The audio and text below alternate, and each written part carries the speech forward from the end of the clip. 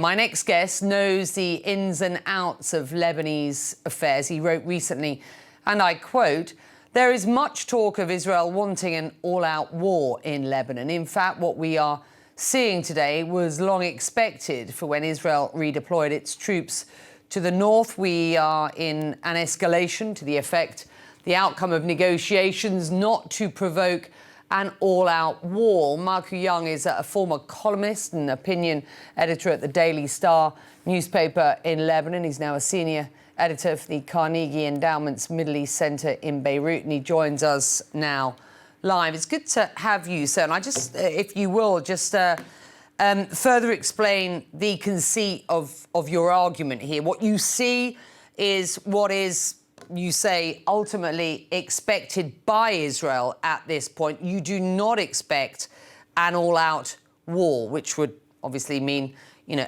a ground incursion by the Israelis. What evidence do you have, or what are you basing that conjecture on? Well, I'm basing it on my reading of the fact that the Israelis don't feel that they need to engage in a ground war. They've been escalating in the last 2 weeks significantly their attacks against Hezbollah, beginning with the pager explosions and the walkie-talkie explosions, ending with the assassination of Brahim Ail and several commanders of the Radwan force. Now what they've done is they've responded to Hezbollah's effort to match what the Israelis did last week. Yesterday, Hezbollah bombed several parts of northern Israel to try to create essentially a displacement of the population. So today the Israelis have come back and said, if you want to play this game, we will displace a large part of the population of southern Lebanon. It's a very nasty game, and the Israelis are actually targeting civilian areas. But this is where we are, unfortunately. And in other words, 80,000 automated calls to subscribers of the Lebanese telecoms company today.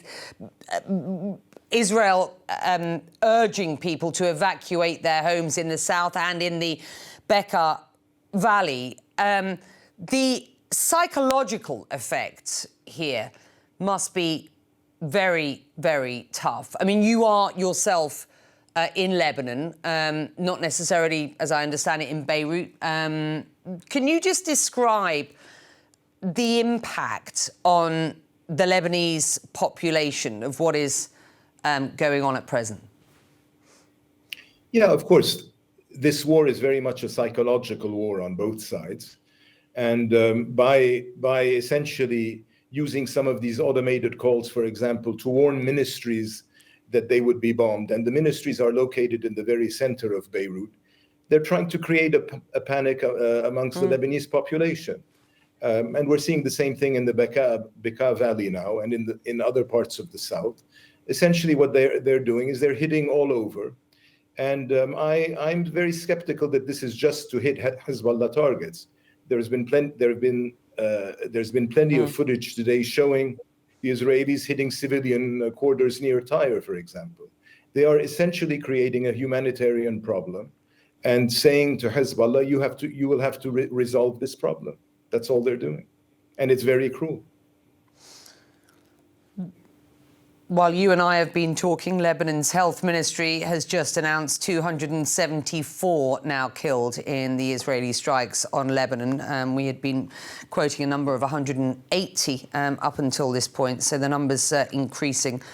Sadly, these are deadly strikes. The Israelis' argument is that they are striking Hezbollah buildings, storing weapons amongst civilians. And they will suggest that some of the videos that are being seen of their strikes show secondary explosions, indicating that missiles are stored underneath residential buildings.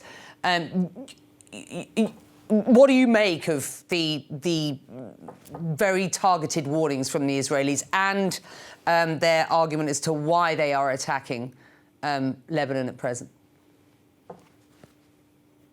Well, I mean, I've seen that footage. It's true. They have hit what looks to be arms storage facilities.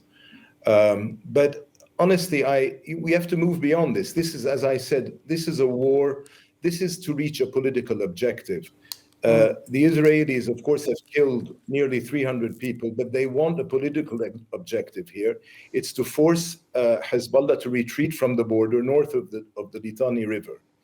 And in order to do so, as I said, they want to create a humanitarian problem for the party, and particularly for the Shia community. So, I mean, I would take with a grain of salt, not everything they've hit today was Hezbollah arms depot. And the fact of the matter is, most citizens, when they tell them to leave an area, if you live near an arms depot, leave this area. Well, most Lebanese don't know that they're sitting next to an arms depot, or even if there is an arms depot in their neighborhood, of course. So there is an element of psychological warfare here. They want to panic. They want to create panic in the community and make people in Lebanon, but particularly supporters of Hezbollah, they want to create an element of panic, and they want them to leave the south. And indeed, many have left the south today and have streamed into other parts of Lebanon. And we've seen the images of thousands of people on the move. As we have seen similar images of people, of course, on the move for, what is it, nearly a year in Gaza. And I hear many people talking about the Gazification of Lebanon at this point. You have suggested just in this interview that the strategy, as you say, is to create this sort of humanitarian sort of situation in Lebanon as well. Just how far do the Israelis go at this point? There are, from some in government, talk of rewriting the very lines of Lebanon as a country, rewriting the borders. I mean, how far does this go, sir? Well, I mean, at this stage in time, there doesn't seem to be an effort to redraw Lebanon's borders. On the contrary, I mean, my suspicion is that the Israelis want to avoid a land incursion into Lebanon. They're trying to get the message to Hezbollah, it seems, that they can escalate short of an invasion, because they know that an invasion would actually lead to all-out war, in which Hezbollah would probably bring in its larger precision missiles. At this point, however, what they seem to be doing is they're offering Hezbollah the following equation. It's, if you want to escalate and lead to all-out war, then it's your responsibility, and the backlash will be against you in Lebanon. But if you don't want to escalate and start hitting Israeli cities and infrastructure using your large missiles, then you're going to have to accept that we will continue to escalate until you accept our conditions on the border. This is the dilemma that they're trying to create for Hezbollah.